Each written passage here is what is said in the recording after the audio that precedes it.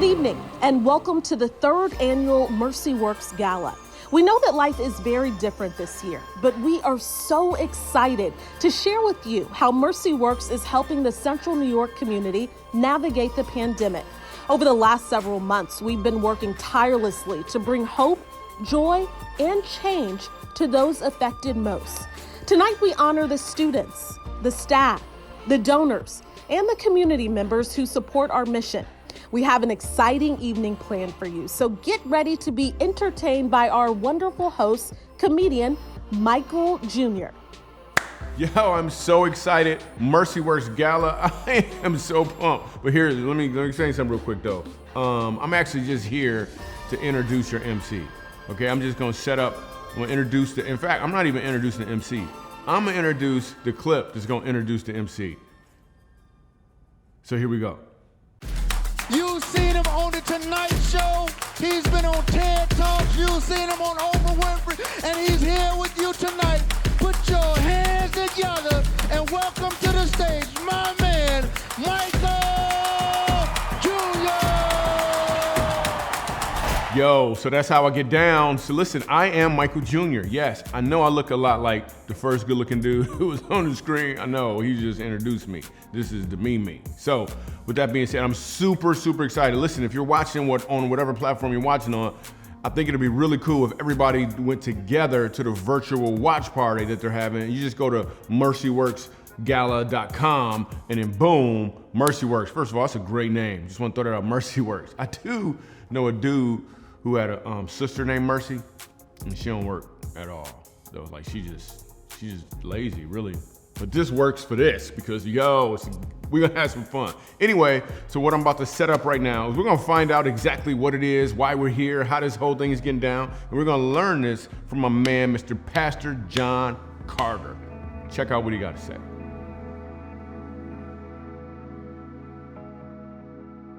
Mercy Works raises resources for projects, programs, and partnerships that make a significant difference in the city of Syracuse, specifically among the people who are living in the most distressed communities, on the south and west side of the city in particular. We started in 1998, and Mercy Works really came out of my vision as a pastor of a growing church called Abundant Life to make a difference in our city. Our congregation was very diverse, and I was sensitive to the needs of the people in our congregation that were living in zip codes and in communities that were so underserved and under-resourced.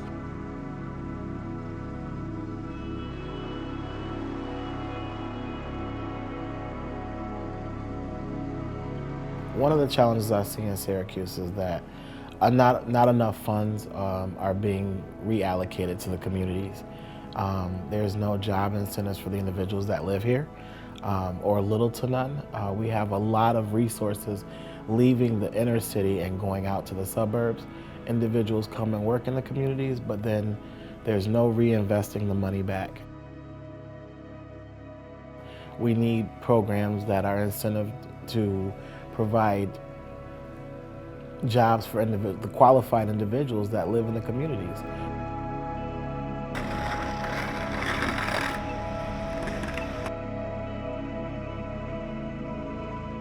My name is Leroy Collins. I was born and raised in Hudson, New York. Now I live in Fulton, New York, and I am a motivational speaker. I'm an author. I am a father. I'm a husband, and I'm also the president of the NFL Alumni Association. The mission and purpose for the NFL Alumni Association is caring for kids. And so me as a child growing up, I knew how important it was to have a resource and have support. My name is Akua Goodrich, and I am the Director of Student Registration for the Syracuse City School District. We were actually, it's interesting, we were sitting in senior staff the day before the superintendent had to announce that he was closing schools. And he looked to the team and he said, virtual instruction and our strategy for implementing that is important. Like, that's key. He said, but right now, by the end of the day, I want a strategy for how we're gonna feed our kids. Because we knew that the children were gonna be hungry. I mean, not all, but many children get their nourishment, their meals in school, breakfast and lunch. And so understanding the basic needs of children is so critical as a leader. And he said to us as a team, he said, I want to know how we're going to feed these children.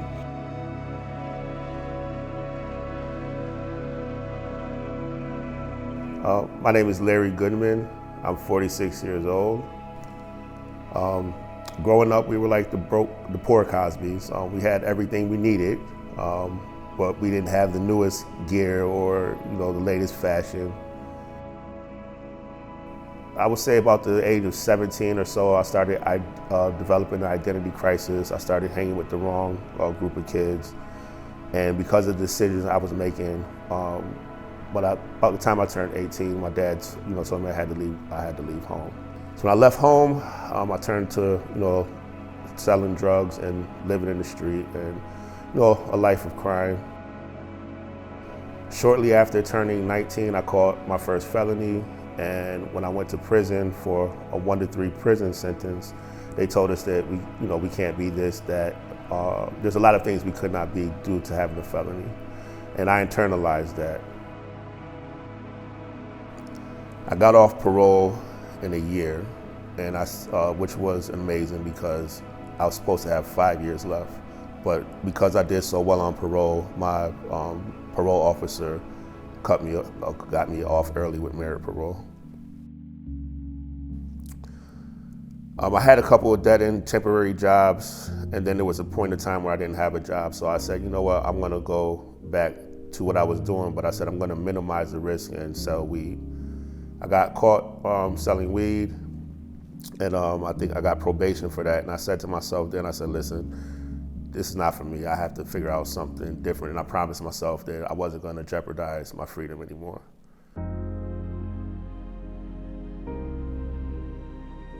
Hi, my name is Adiwa Alam. I attend Syracuse University, and I'm an international relations major. I'm originally from Bangladesh. And then I came here when I was 8 years old with my family, and we've just been here since. I think there's a lot of things that we need to improve upon, but I love the people and the effort that we, collectively, there's so many different organizations and grassroots movements, so I just love being part of different organizations who are trying to make a difference. It's just an awesome place for that kind of work.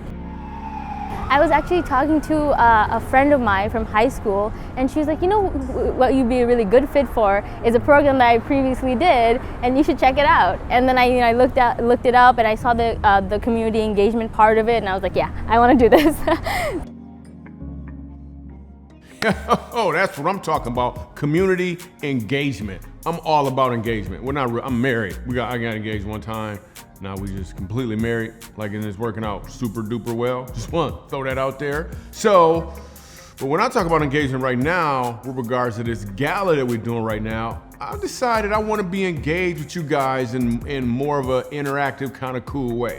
So at my live events, I always do this thing called Michael Jr. I Was Wondering. And what it is I let the audience ask me any question they want. Any question, no matter what. If you're pregnant and you don't know if it's a girl or boy, you can ask Michael Jr. If you lost your watch, you can ask Michael Jr. If you don't know what kind of car, any question at all. So we actually told you guys, hey, you can send in your questions, your Michael Jr. I Was Wondering questions. I'm going to answer those questions. And I haven't seen these questions yet. We're taking them for the first time ever, and my response will be off the dome. It could be funny, it could be we don't know what's gonna happen. I don't know what kind of response we're gonna get. I'm just gonna listen, and you get to listen, and then we'll just have some fun with Michael Jr. I Was Wondering.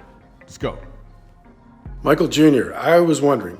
At Mercy Works, we work all the time with amazing young people that struggle with getting the support they need to achieve the vision they have for their lives. So what do you do when you're growing up in a community or in a neighborhood where there aren't the resources that you really need to be able to achieve your dream? And when you have struggles with not only resources, but sometimes violence and some of the basic things that you need to accomplish your vision, how do you not only get a vision, but how do you overcome those things as a young person so that you can become everything that's in your heart to be? Wow, that's a great long question. Yeah, it is. So how do you overcome those things? First of all, you assuming that was my scenario, huh? Yeah, you must have did your research, it's true. So, the way I like to overcome these things is really by, I get excited now that I'm an adult, I get excited at those challenges because there's no way that challenge can be in front of me if I can't somehow get over it. It's almost like lifting weights. When you go to the gym, that stuff hurts the next day, but then you're stronger as a result of it. So if you look back in history and you look at people who have done some great things, like the young lady who was molested and then she got pregnant and then some real horrible things went on, and then she grew up and she was Oprah. Whoa, that's what I'm saying.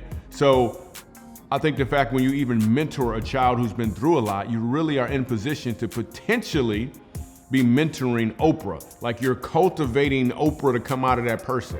Now, if it's a little boy, you're probably not cultivating Oprah, because that'd be weird. It's like Opie or something, which is a weird name for these days. Anyway, I'm sure you understand what I'm saying.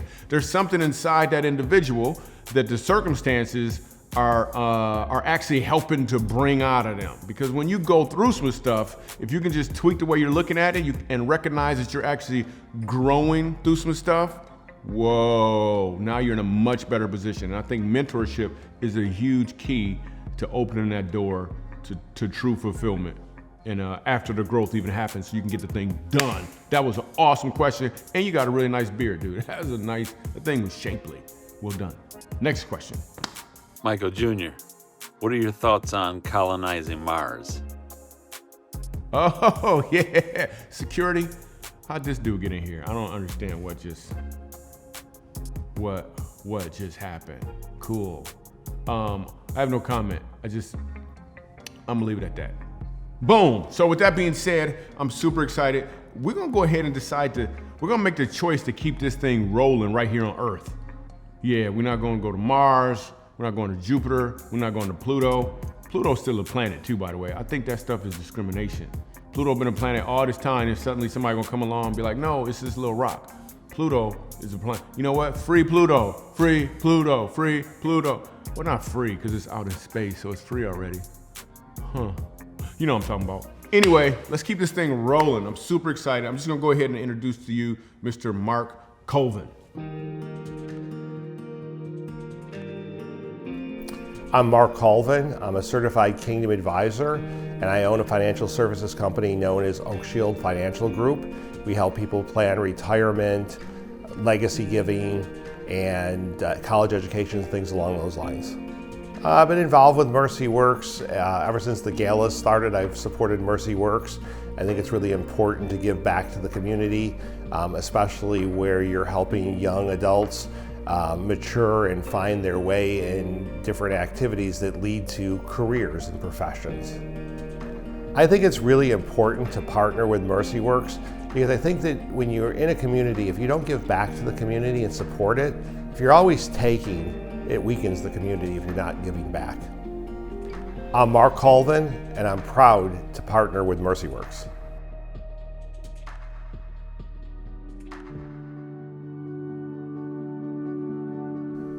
I ended up enrolling in college at OCC, and I did very well there. I graduated from the computer science program with 3.72 average, and I think that's magna cum laude. While I was at OCC, I developed a relationship with Drake Harrison, a 100 Black Men of Syracuse, and that got me, I ended up getting a tutoring job through him. One day I was going to tell my new supervisor about one of the young ladies that was one of our former students, but my supervisor was busy. So I went to go see Tika and tell her, hey Tika, I know I got your robot still, I'm not trying to go anywhere with him. And she says, hey, there's an opportunity that you might be interested in. And I said, okay, what is it? So she told me about the Vision Center needing a robotics instructor. At that point, I hadn't taught robotics, but I did a couple of, robotics and technology workshops. So I said, okay, I'm interested. When I had my interview with Nadia, I told her about my story, and she looked at me. She asked me, was I still involved in those things? I said, no, Miss Nadia, and she said, okay, that makes you an asset here. My name is Natividad Torrance. My students know me as Miss Nati, and I serve our Syracuse community as program director here at the Clarence Jordan Vision Center. We provide programs that help students learn all of the skills necessary to be an entrepreneur. We provide programming that introduces students to STEM, so science, technology, engineering, and math.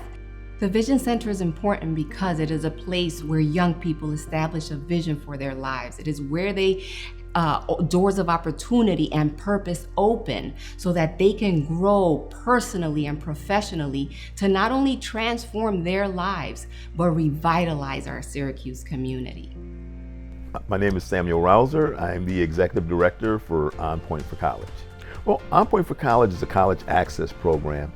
On Point goes to college with you, and not just to college with you, but we come back home to help you find that career. And that's one of the things that has made On Point and the Synergy program work so well together. It creates that synergy and gets them on point in the process. And that works because they're trying to train and teach students about the work ethic. And that's so important that you don't just take someone and give them a job or give them employment, but you train them in that process about how to have a positive work ethic while you're doing that. And that's something that Synergy has done a great job of, and we've been proud partners for years in helping them to do that. They placed us with different internship placements, but it was also, I think for most people, virtual. I was working with Volunteer Lawyers Project, so I worked under 2 attorneys actually in immigration, which was phenomenal. I got to experience and learn about so much that I had never considered about immigration. I've always been like as an immigrant myself, and Syracuse has a huge refugee population. Many of my friends are refugees themselves, so I was really interested from that perspective, from the personal side of the story. But I had never known the the legal side, or what could it look like if it went wrong, if the process went wrong.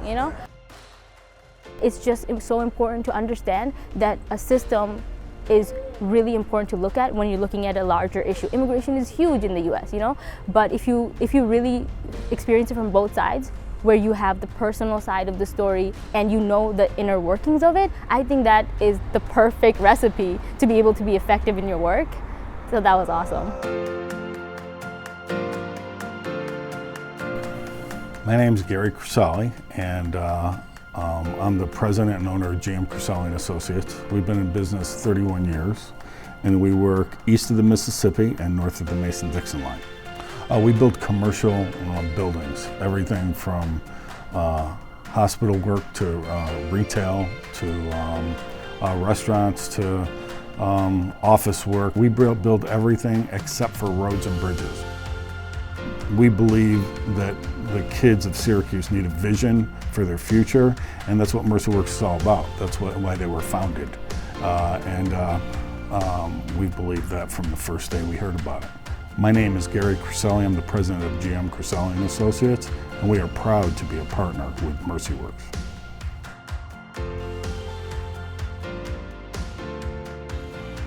Those are all great reasons to partner with this program. You thought something was wrong with the video, didn't you? I know you thought something was wrong. It's me, really, for the most part. All right, so speaking of wrong and right, let's play another round of Michael Jr. I Was Wondering. Haven't seen these questions, don't know the details of them, but I'm gonna go ahead and I'm gonna answer what I can. Let's do this. Michael Jr., I was wondering, why are women so difficult and confusing to understand? If you can answer that, you're the best. Oh, yeah. No problem. Got this. I really like hamburgers. Yeah. Next question. If you can understand the answer to what I just said, you too will understand women thoroughly. Nobody got the answer. You're supposed to be praying for that. You talking to the wrong. This is an angel Michael. This is regular Michael. I don't got them answers for you. Cool. Next question. Hi, Michael Jr. I was just wondering, what is going on up in Mars? You think we'll get invited to the big party in Mars? Everybody seem to be going. So I want to know, you think we'll be invited? I was just wondering. Cool. Yeah, that is great. Only 2 black people so far are both talking about Mars. That is great. So, yeah, I already got invited. And I was like, nah, I'm going to Pluto. I don't know if you heard my love for Pluto, the underdog, Lil Rock. You know what I'm saying? We used to rock together. I wanna rock with you, because he got demoted to like a small, like a little small. But yeah, so I'm not gonna go to Mars. I'm cool right where I'm gonna stay on Earth and Pluto. When they got shipped to Pluto, I'm gonna go there. But other than that, I'm gonna stay right here. Great question though. Next question. Michael Jr., I was wondering, what do you think life is going to be like after COVID-19? Oh, yeah. We all moving to Mars. Yeah, that's what we gonna do. That's what I heard. You didn't hear? That's what I heard. So, boom! That is dope. Oh, we're gonna take another question, I guess. Okay.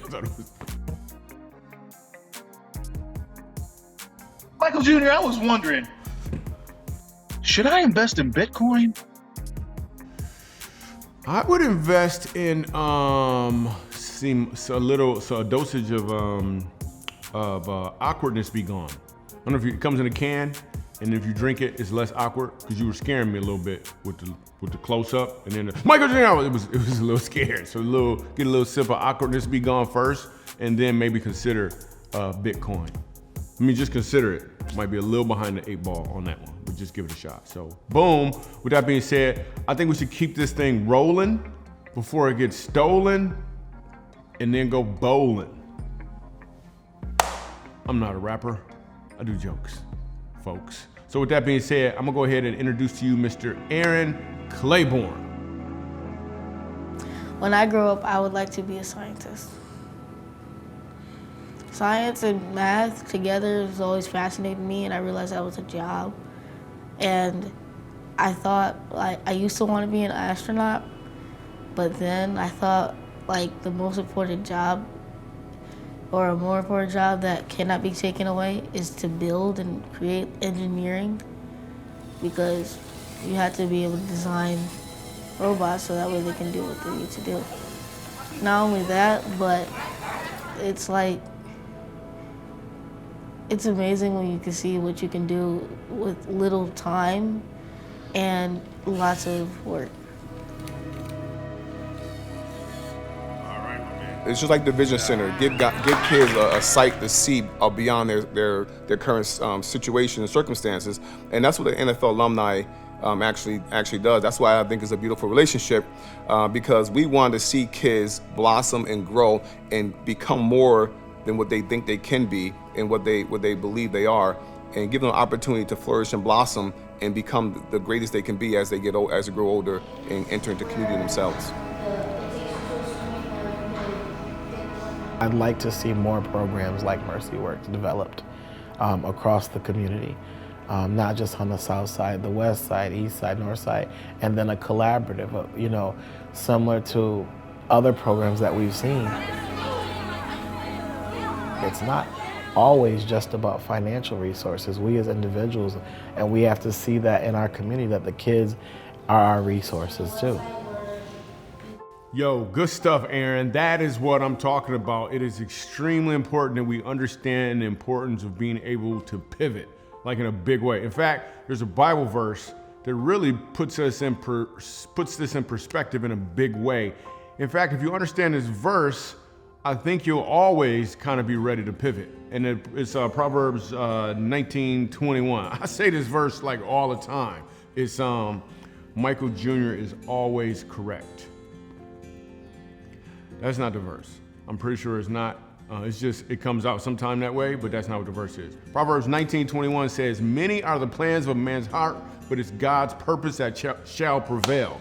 We always got plans. We always want to do this thing that way, but we really need to be lined up vertically as opposed to just trying to work on our stuff horizontally. And when you do that, you're in a position to pivot because you're listening for God's voice, and you can make the right choice about what it is you're supposed to do and not get so caught up. You got your feet in some cement on this is how it's supposed to be, this is how it's supposed to go.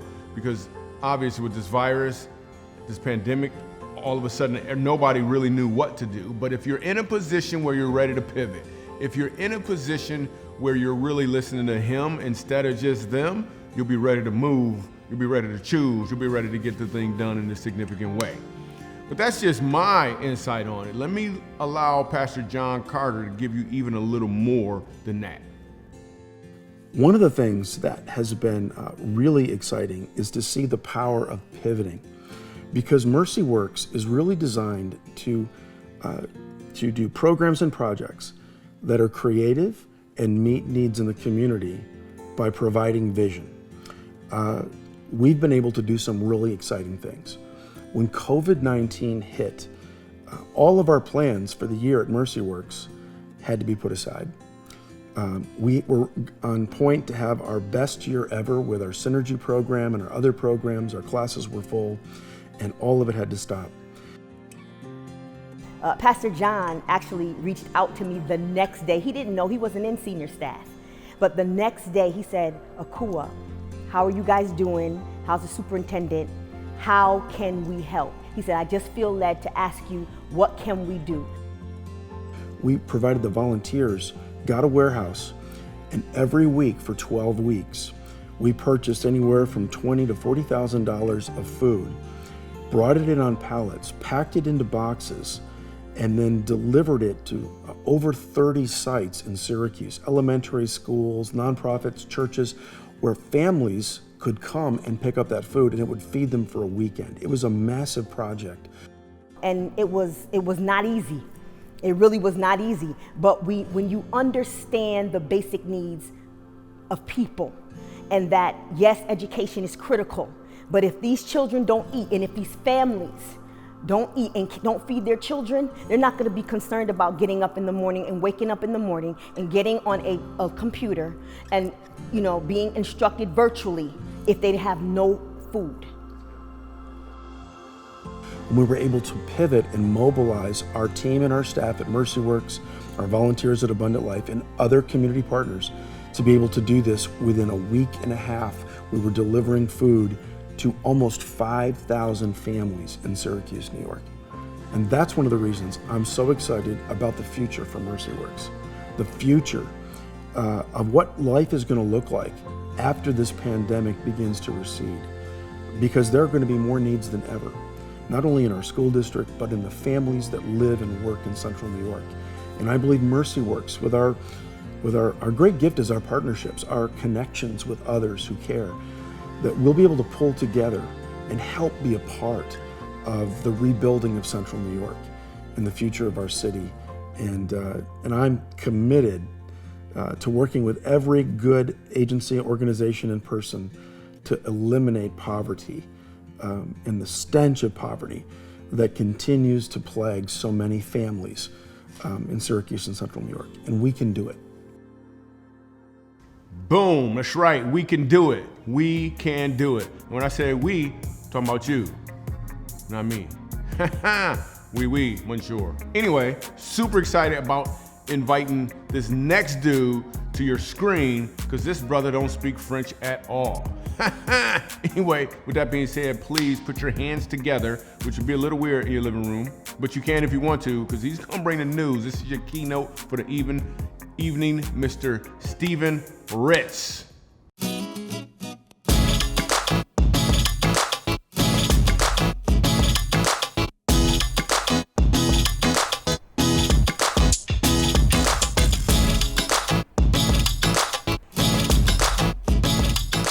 Hi everybody, I'm Steve Ritz from Green Bronx Machine, and welcome to Claremont Village, in the heart of public housing in the South Bronx, otherwise known as the poorest congressional district in America. This community was birthed with the hope of creating opportunity and affordability for working class people, and remarkably, by design or default, it is one of the most geographically and economically isolated communities in all of New York City. In fact, the very train that's passing us now, a conduit to Manhattan and Westchester, does not even stop here, affording the 45,000 residents within an earshot of my voice zero access. So Green Bronx Machine was born with the belief that we are the ones that we are waiting for.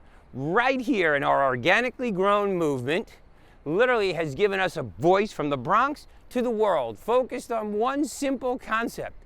If not us, who? And if not now, when? We're right outside of my school, a school that is a 110-year-old walk-up building that services children from this community. And this school has literally hosted visitors from around the world. I'm so excited to share with you some of the work that we do. So come on, follow me, let's go.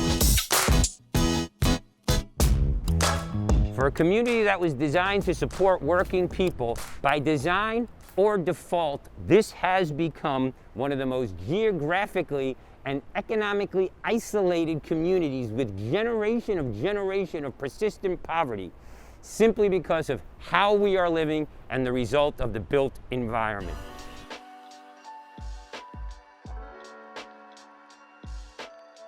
This is systemic neglect.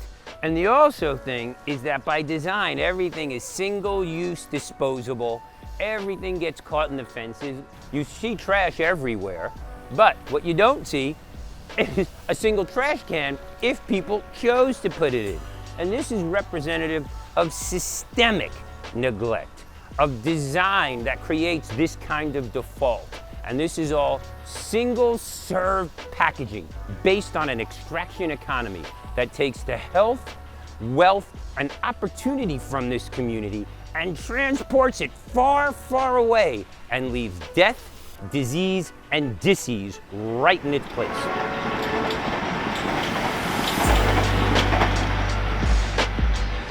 This is our skyline. These are our supermarkets, our shops, our stores, and this is our playground in the poorest congressional district in America.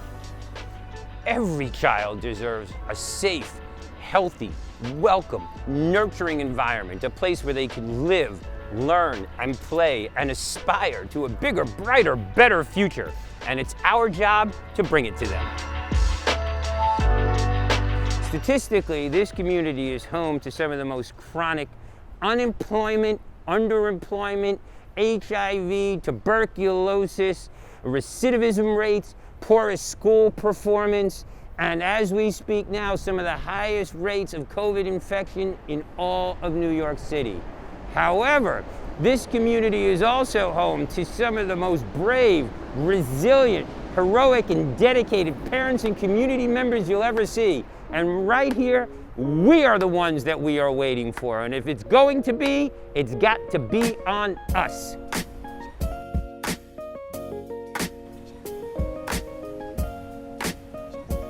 I believe that this work is all about planting seeds, because seeds are ideas, and most importantly, our children are seeds. We want them to flourish. We want them to reach their God-given genetic potential and express themselves incredibly well to the fullest of their ability. So when you put a seed in the ground and you put a plant in the ground and the plant doesn't flourish, we don't blame the plant. We need to look at all the conditions of the environment. Was the soil fertile? Was the air clean? Were there nutrients in the soil? Were there living organisms? How do we nurture that plant and make sure that that plant reaches its genetic potential? So when plants don't grow, we don't blame the plant, we blame the environment. But when communities don't grow, we don't blame the environment. We don't look at the systemic things that have denied equity and opportunity for years. We tend to demonize the victims. We give plants more respect than we give people and communities like ours. And that's why it's up to us to be the change we want to see and to create opportunities for the community, in the community, by the community, ourselves. Because clearly, no one is building us a bench. No one is inviting us to the table. So it's time, and programs like ours ensure that we build our own tables and invite ourselves to the meals, the dinners, and the opportunities that we can create for ourselves so that we become the benefactors of our own economic and personal potential. Because the greatest natural resource in the world is the untapped human potential, residing in communities like this. And I want all of New York to be a place not where only the strong survive, but where every single person can thrive.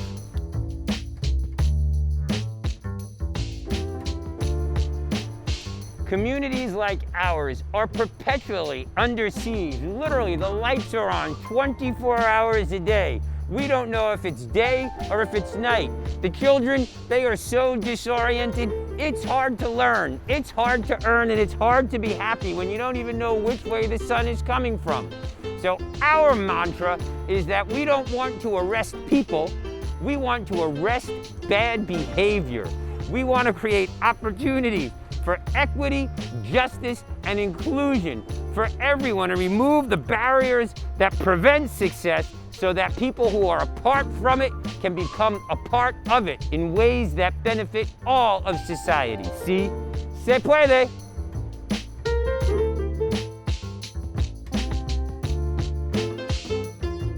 Education is the greatest equalizer, but sadly, in many communities, education is not always equal. For years, if not decades, this school was one of the poorest performing schools in all of New York City. But unless you bring stakeholders in, you can't expect success to come out. So we've worked hard to engage residents, parents, people, and businesses to understand that our community grows as a village. And where do we educate our children? Right here in school. Our humble grassroots program, born right here in the poorest congressional district of America, is now touching over 50,000 students a day in 20 states in 5 nations. And it all starts with a belief that we are the ones that we are waiting for. In this humble 100-year-old building, 4 stories up in this classroom, we've grown over 100,000 pounds of vegetables, but the most important thing that we grow is happy, healthy children and a high-performing school that is now outperforming citywide standards and statewide norms across every performance indicator. I'm so proud of my classroom, I'm so proud of my students, and together here with the community, we are equity warriors. 4 stories up right there. We've been visited from the White House, their teams from the Vatican, been featured on CNN, and I like to say from hope to the Pope, from our greenhouse to the White House. With public education and community support, anything and everything is possible.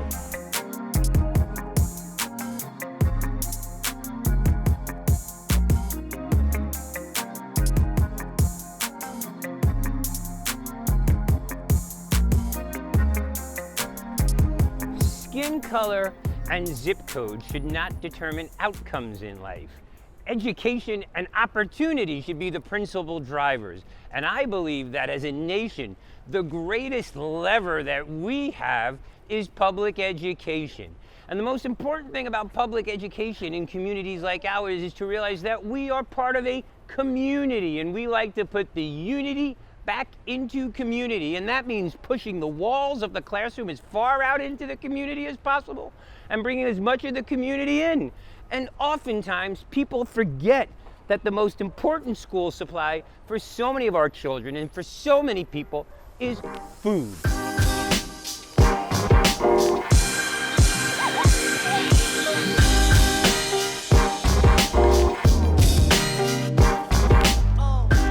I love projects that put the unity back into community, and nothing helps build a resilient community more than community gardens.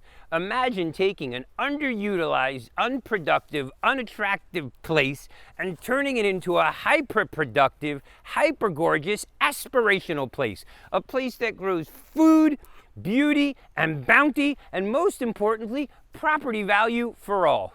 15 years ago, this was nothing more than an abandoned street, an abandoned lot, an ugly place, and now it is a gorgeous, robust community garden, home to beautiful homes, increased property value, and a place of wonder, aspiration, inspiration, and engagement for all.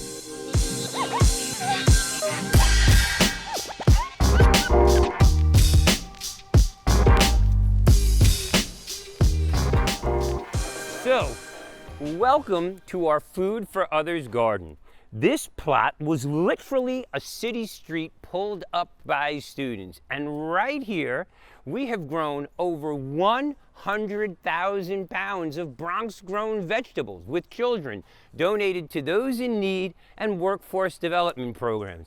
On this very plot, my little children in school who start plants from seeds get to put them in the ground here, come here all summer long. This was home to our summer COVID planting process, but this is a place where so many of my children, of this community's children, have seen their first critter, held their first snake, tasted their first piece of locally grown food, and gotten excited about gardening. And most of all, if they grow it, they eat it. So we are cultivating minds, we are cultivating hope, and we are cultivating palates that change the impact of their health and their attitude towards the environment for the rest of their lives. That's what one little garden can do. And know that here in New York City, we are stronger together, growing food for all of those. Everybody wave! It's important for children to eat healthy for so many reasons. First of all, input equals output. So what you put in their body affects their minds and their bodies, particularly in communities that are under stress. Most importantly, right now, the best way to boost your immune system is to consume fresh fruits and vegetables. And what do we know about children who eat fresh fruits and vegetables? They're less likely to have diabetes. They're less likely to be obese. They're less likely to have heart problems. They are more social. They're more willing to try other things and other experiences. Most importantly, they wind up becoming social and environmental justice advocates and equity warriors.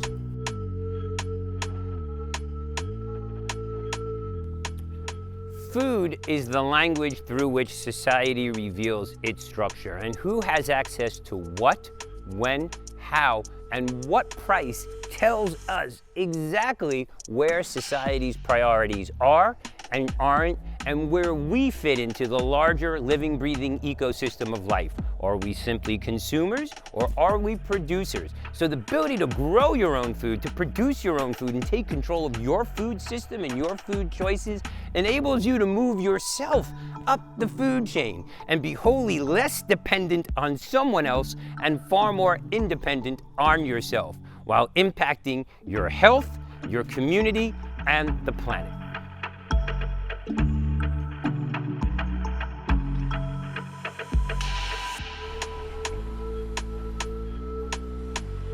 No one can do everything, but everyone can do something. And together, we can grow something greater. Because this work is about courage. It's about fortitude. It's about resistance. And the opposite of courage is not cowardice. The opposite of courage is conformity. Because even a dead fish can go with the flow. And communities like mine and communities all around this great nation are filled with this amazing thing called human potential. Unlimited potential. So we are not dead fish. And my message to you from this humble Park Avenue corner in the middle of the South Bronx is from the Bronx to the world. Get out there, make epic happen, let's grow something greater. Si se puede. Yo, so that was pretty dope. My man going from place to place. Like, for a minute, I felt like I was bothering him. I'm like, wait a second, wait. But anyway, awesome communication. That was a great keynote. Now, don't forget, you can watch this whole thing with people who are like-minded. Just go to the watch party. Just go to mercyworksgala.com and you get to be a part. You get to enjoy this with everybody at the same time. It'll be pretty dope. It's like a watch party that's going on. But you gotta have a watch if you really want to party. If you ain't got no watch, don't try to watch. That's not true at all. You just go there. Nobody's gonna be looking at your wrist. We can't even see it. We can't even see it. Anyways, super excited about what's next, because now you get to learn about the future of MercyWorks.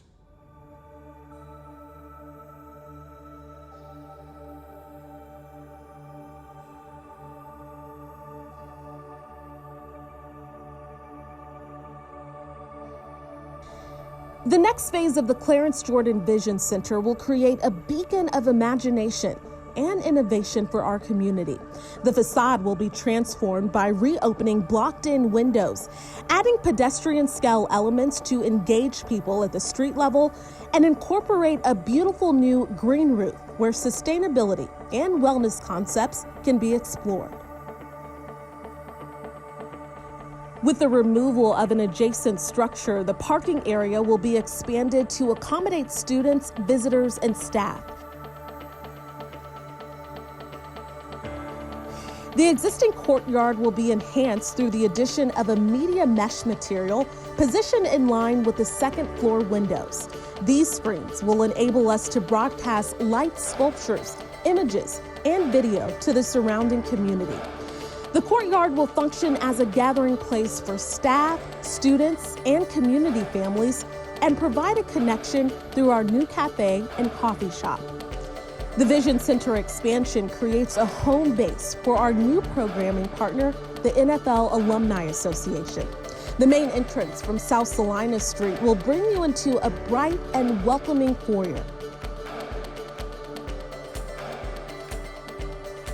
The NFL Alumni office is on the left, and the Vision Center offices are on the right. The heart of the building is the two-story central gathering space, highlighted by a suspended sculpture with natural light flooding. All circulation paths will filter through the area, making it a natural space for the community.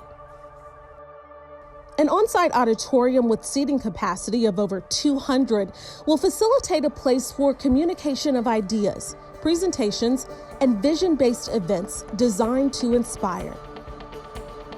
The large open plan of the second floor is arranged with collaboration space for small groups, individuals, or whole classes to expand their vision.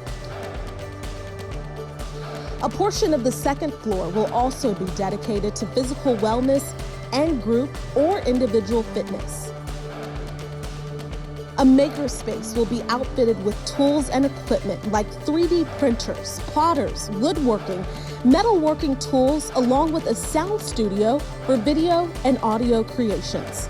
This next generation space gives students an environment to conceptualize, develop, and test their ideas by collaborating with and presenting to their peers. The entire space is designed to spark imagination and give students the tools they need to achieve their vision.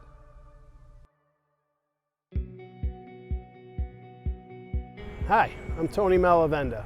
I'm a born Central New Yorker, and I love it here. And you know, I wouldn't want to be any place else. It's a great place to live, but this area, like everywhere else, especially in the time of COVID, has a tremendous amount of needs. Not wants, but needs.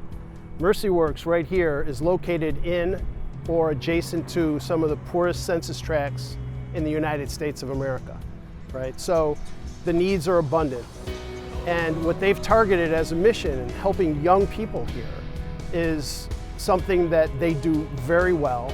And what they've done is they've recognized that the young people here, like young people everywhere, have abundant potential. And they're helping knock those obstacles down that release that potential. And I've seen it in action. You know, I do my best and a lot of them try their best. MercyWorks is really getting it done. I've seen it happen here. I've seen what they do with these young people. It's amazing. It's one donation I never regret. I'm very proud to support MercyWorks.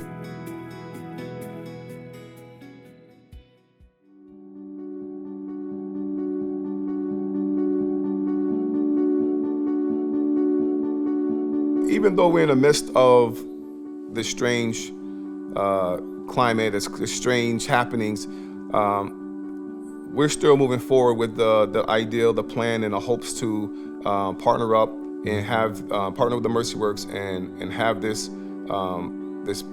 vision, this dream to come alive, and so we can change the face of what's going on in the downtown Syracuse area.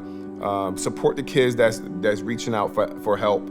To give these kids a stronger, it's just a stronger belonging into this world, a stronger belief in themselves, and just give them a chance to grow. So my mission is to continue on, regardless of what's happening around us, continue on the mission to serve and to help out. And I think that the NFL Alumni and the MercyWorks it's going to be a great combination because the world, the kids need this more now than ever. I'm Carla Hall. I'm Mark Hall of Mark S. and Carla R. Hall Foundation. Yes. Meeting the needs of the community and small businesses that are starting up. We feel that it's necessary and productive to start there with our foundation. Well, as a board member, it's important, I think, for to recognize for organizations and agencies such as Mercy Works to recognize the needs that exist within our community. So between that and how Mercy Works looks to partner with various organizations, recognizing that partnerships are what are strengthening our community and how we can also meet the needs of our community. So as we join together, obviously there's strength in numbers. We are the Halls, and we are proud to be partners with Mercy Works.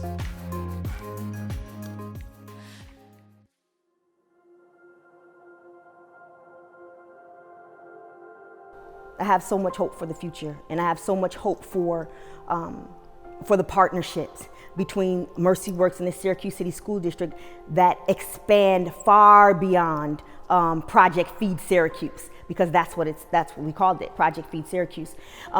But to be honest, when you have compassion coupled with strategic action, that breeds hope.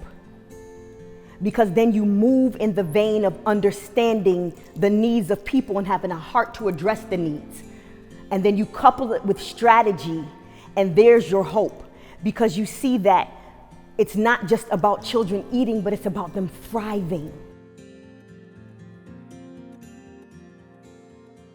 Give it your all. Make sure that you have this time where you know that I'm going to reflect on myself, reflect on who I am in this community, what I can do for this community, and maybe with understanding all those things, I can have a career, not only a career that, you know, I'm satisfied with financially and where I'm stable, but also where I feel satisfied day in, day out, because I know that that's the purpose that, you know, that I'm fulfilling. It's one of the things in life that are really fulfilling. Syracuse has some major challenges. We have a long-term systemic poverty issue. We have a challenge with education. We have a challenge economically with property values. We have a challenge with people who live on the south and west side of Syracuse getting to employers that are north, east, and west of Syracuse. We have a challenge with transportation publicly. What's exciting right now is that we have leadership in our city that is coming together in a great way. Our mayor, our county executive, and other really, really passionate people are finding ways to partner with our state, our federal government, local agencies to solve these problems. As difficult as this disruption has been, I believe that this chaos is the seedbed of creation.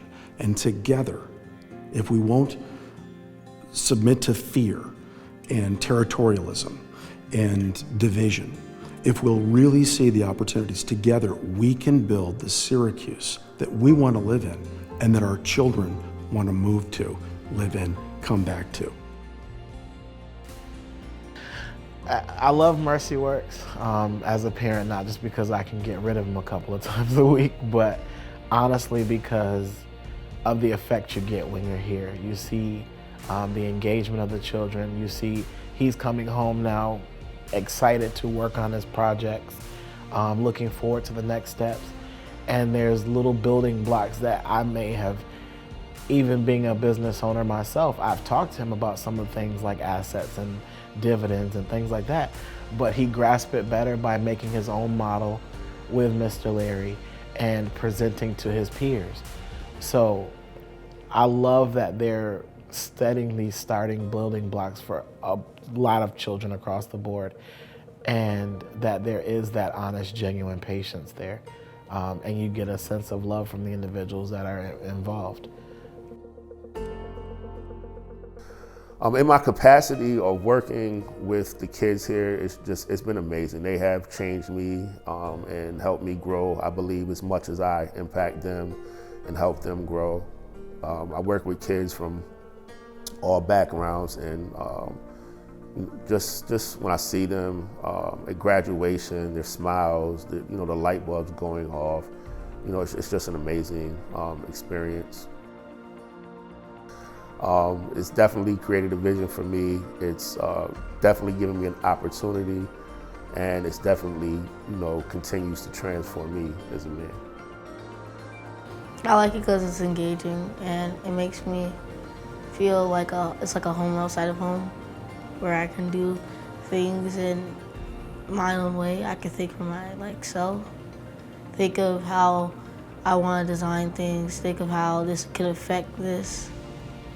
And it kind of makes you feel good because you're able to do something that you didn't know that you could do before. Yo, so looks like this is the end of our time together, at least for now.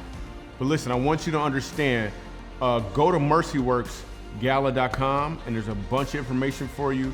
This is an awesome organization, but also it's a really awesome title for an organization. In fact, I kind of recommend you take this title and add it to your organization. Because the next time somebody cuts you off in traffic, or next time you're angry with somebody or just in disagreement, it's very important that you understand that mercy works. Like, for real, it does. I appreciate you. I love you. I'm Michael Jr. I'm out.